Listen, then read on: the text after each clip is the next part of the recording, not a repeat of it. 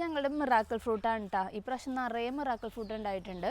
അപ്പം നമുക്കിത് കുറച്ച് പൊട്ടിച്ച് എൻ്റെ വീട്ടിൽ കൊണ്ടുപോയി കൊടുക്കാം.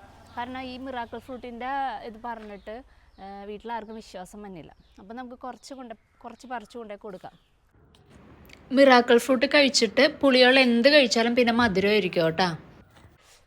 പൊട്ടിച്ചോട്ടെ ഞാൻ പൊട്ടിച്ച് കഥയൊക്കെ പറഞ്ഞോളൂ. അച്ഛനെ കാണിച്ചേ കാണിക്ക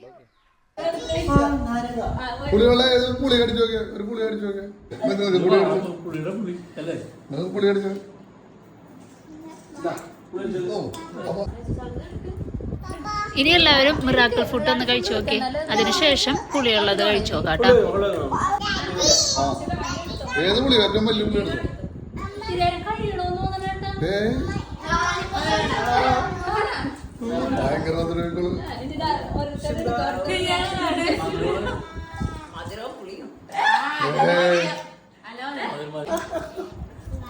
എനിക്ക്